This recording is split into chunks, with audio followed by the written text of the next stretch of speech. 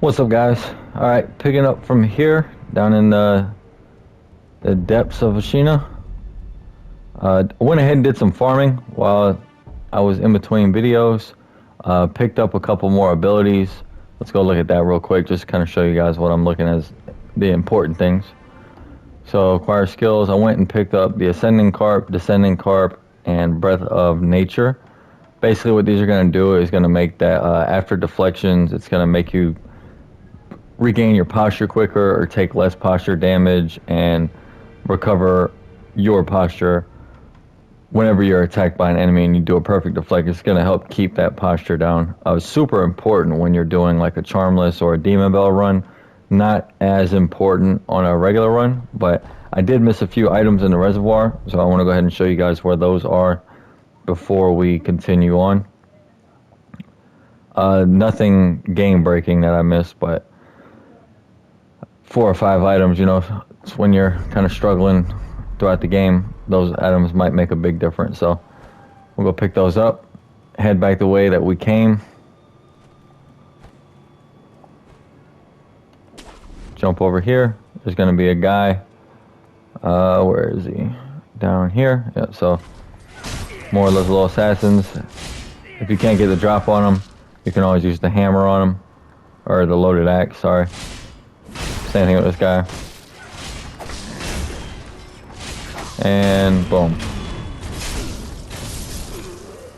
They're not very difficult to take care of, so get them out of the way. You get some rare crafting material, a heavy bag of gold, and let's go ahead and jump on down here. Amiibo Balloon of Spirit. So like I said, nothing game breaking that you're gonna not be able to complete the game without, but always nice to pick up all the items. Jump back across, and then we're gonna go ahead and head to the depths. Now, the hard part about dealing with the enemies in the depths is obviously, 1, the poison all over the place, and then 2, everything is a ranged enemy. So kind of opposite of what we usually would do, which is, you know, deal with the boss after we've cleared out the area. What we're going to do is we're going to deal with the boss first, and then we'll clear out behind that. So this is, I think, Shigogi or something like that. It's a boss that uses a cannon and it acts like a gun. So the goal is to get all the way over there to the exit without being seen, and we're going to use firecrackers. And I'll get rid of the snap seeds, and we'll use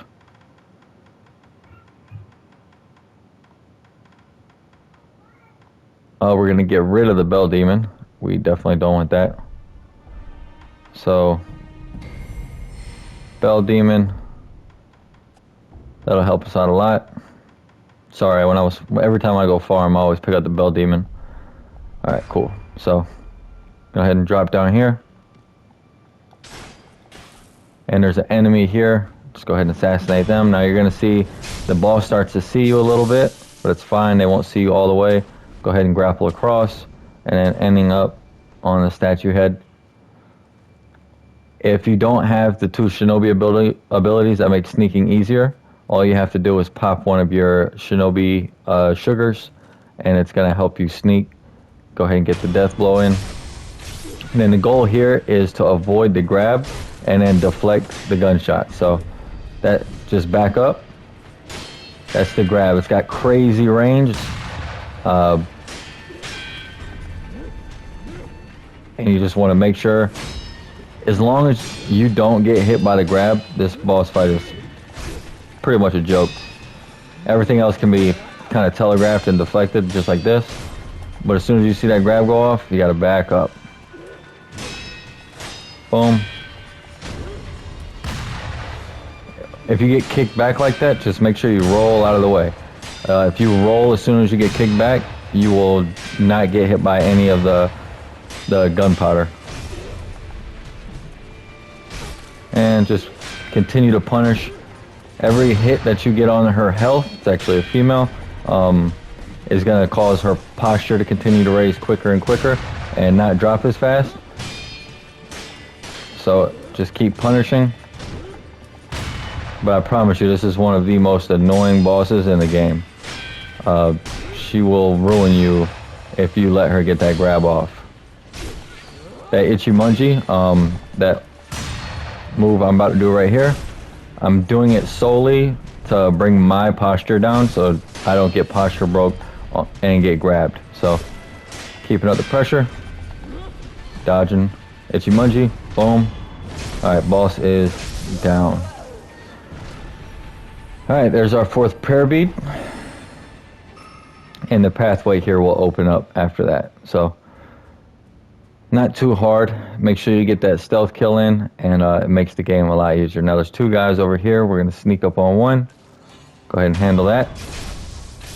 Run up on the next one. Try to catch him before he does his perilous attack. And then there's a big cannon guy on this side. So what you can actually do is as he starts searching for you, go ahead and zip over behind him. And punish. Alright, so I think there's 1 or 2 more. Let's just pick up the items over here. Don't forget to check behind the rocks. If you're worried about running into a poison problem here, you can use some of your antidotes, and it'll just make your poison accumulation go way, way slower.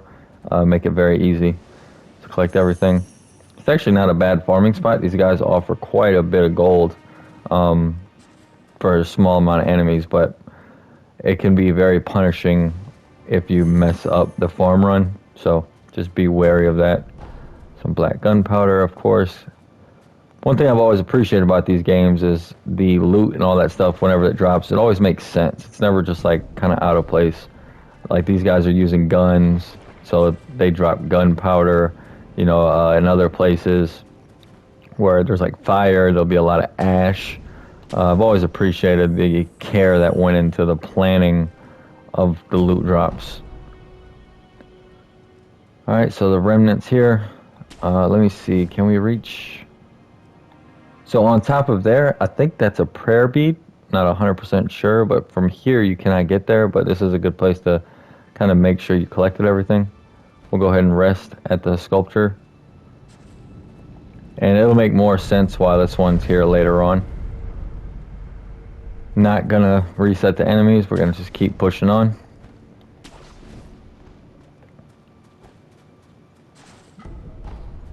There we go. So it's always good to get the stuff like scrap magnetite because it's gonna help, even if you don't need it right away. Later on in the upgrade tree, there's a lot of stuff. Make sure you pay attention in this area because this little cave up here, I think this is actually where we're gonna get this prayer bead. I know there's a prayer bead in here somewhere, so. Alright, here's a monkey. So yes, there are monkeys, big and small. So, monkey booze, alcohol created by dew pooled in a hollow tree. Fruits hidden by monkeys in tree hollows can sometimes ferment and turn into sake with a bit of luck. While it's known for its brutally harsh flavor, some find its acquired taste irresistible. So that's going to be good to give to our man, the sculptor. So, all right, make sure I didn't miss anything up here.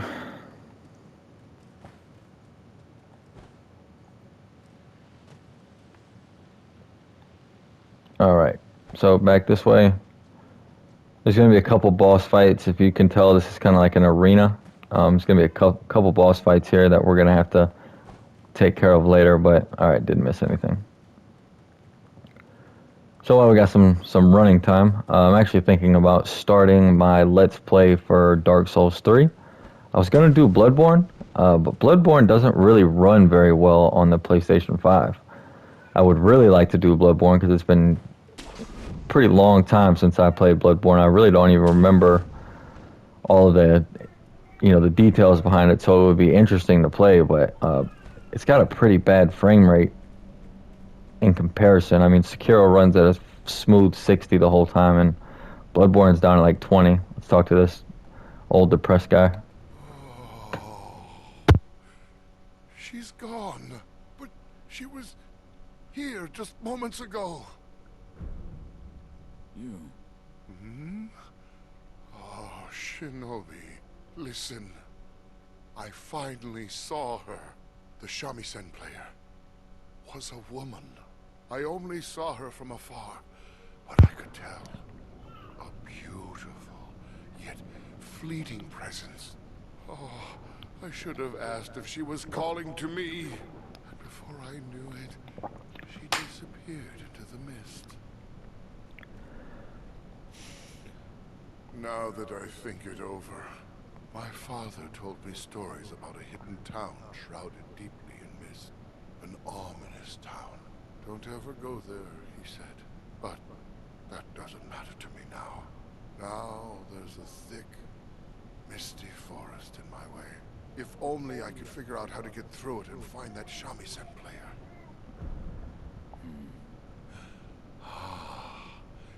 It's coming from deep in the fog. That melody is calling me. Alright, so kind of as alluded here, we're going to be running into a deep, foggy area. That's something that we can alleviate, but you can tell here, can't see anything down there. It's kind of going to be a pain in the ass to deal with. We'll go ahead and rest at this one and use our prayer beads and power up.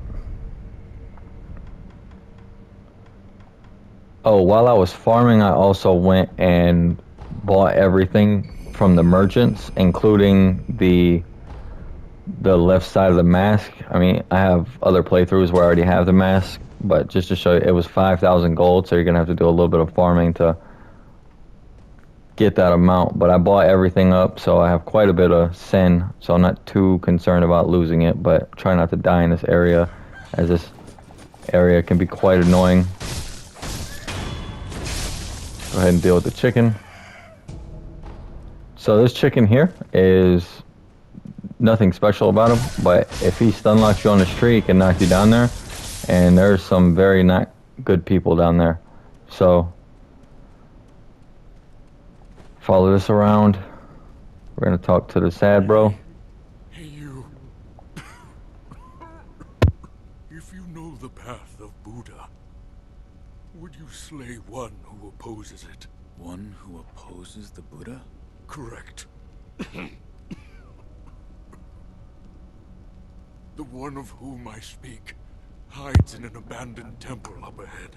He sealed away the village in a shadowy fog, so that he can fool the villagers. An abandoned temple? Yes. It's an old building. The door may be closed, but there should be a hole in the second floor. Come. Will you slay the abandoned to the door, maybe? Alright, so this area seems relatively like not well explained, and to be honest with you, I mean, it's just not well explained, but after you play through it a couple times, you can start kind of painting a picture of what's going on here.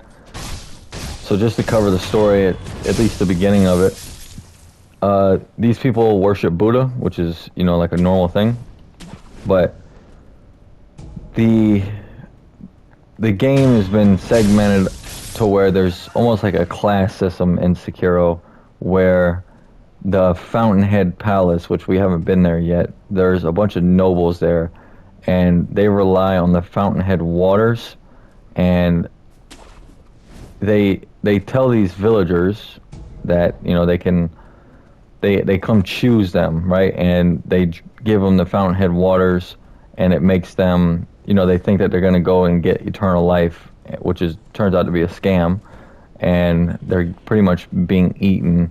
So there's a villager here. Oh, gotta pull out the shurikens here.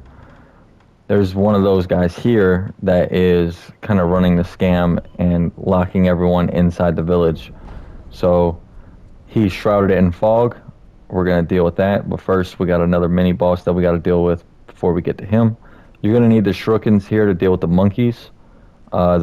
Fighting this boss with the monkeys at the same time is a pain in the ass, so you're going to want to clear them out. Yeah, but you'll see basically later on the villagers have all been kind of brainwashed here.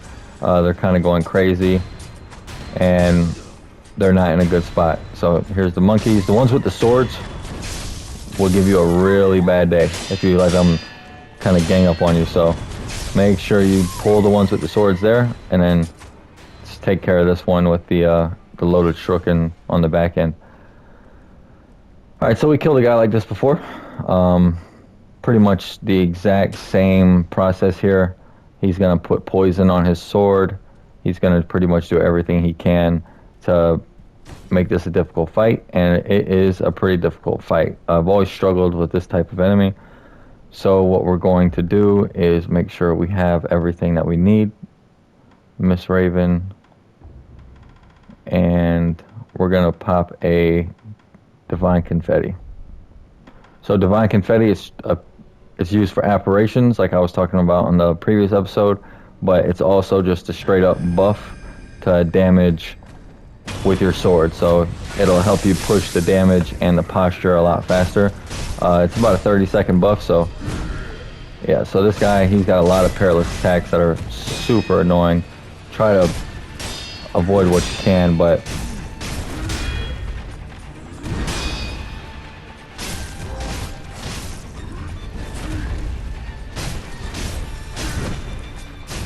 jump over the sweep and dodge around or run away from the grab, but he'll break your posture really quickly. So there he goes. Every time he goes to drink, make sure you get in there and punish. But then watch out when he breathes on you, because it will cause you some issues. See how much posture damage he just did? Now you have to... Yep. If you don't perfectly deflect after he gives you that posture damage, he's going to punish, so... Go ahead and heal up.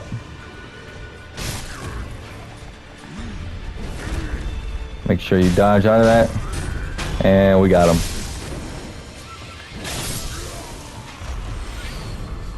Alright, so we got an unrefined sake. It's Ishin, one of Ishin's favorites, so those will kind of lead you on who to give them to. And you don't have to give all of them to Ishin, but when you give it to another character, they will talk about Ishin because you gave him the sake. So they'll share like memories of Ishin and their experiences with him. So it's always good to get the extra dialogue. We're going to go ahead and shimmy around here. Climb up, get the item, and then grapple. I absolutely hated this area on my first playthrough. So subsequent playthroughs I've kind of rushed through it, but gotta take our time here because there's actually a lot to see, especially as far as story goes. Okay, so Lump of Fat Wax is an upgrade material for the prosthetic tool.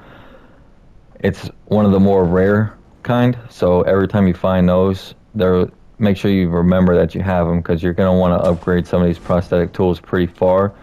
Some of the later upgrades are extremely powerful, especially for some of the late end game bosses, but you're going to need a fair amount of these rare upgrade materials to get there. So alright, so here's the hole in the second floor, and there's the dude. So you could tell he kind of looks like a squid. He's playing his little flute, and you could see all the monks and stuff around him. He's the one that's been kind of fooling these villagers, so we're going to go ahead and take him out. And he's not like a boss fight as you would think. He's called the Mist Noble, but you can literally just R1 spam all the way through his health bar, and there goes the mist. And again, we got Lump of Grave Wax, so another rare upgrade, but he does not give a prayer bead, which is kind of upsetting. They label him as a mini boss, but he's not really a mini boss. Alright, so we're going to run through and collect all of the material. So this is a Yashiriku's sugar. It will cut your health and posture in half, but it will make you twice as strong. So very strong if you're 100% confident that you don't need the extra health and you can take on a boss. It will really, really help you push that next, especially if like it's a 3-phase boss or something and you're trying to push as hard as you can. Yashiriku sugar is crazy good for that. adamantine scrap, another rare material. So there's a lot of rare materials to find in this area. Bite down. Bite down has some uses. Basically, it's a way of making you kill yourself without taking penalty for it. I've never found myself in a scenario where I've considered really using it. I know there's some tricks you can do with it, but I'm not going to really focus on any of that. Alright, that's everything from over here. Let me just make sure. It's always good to just make sure you get a good bird's eye view of areas before you leave them. That way you can see if you missed anything. Most of the time, anything you miss isn't hugely important, but there's a few items like Divine Confetti is always nice to have. The things that you don't really want to farm for are the rare upgrade materials. I mean, to complete the prosthetic, you will need to farm for them, but you don't really want to spend too much time on your playthrough. You're going to want to push through the game. Alright, so we're going to hop down here. Should be a... Alright, there's an item down there, but we're going to take the easy way around. Use the trees. And we're heading downstairs.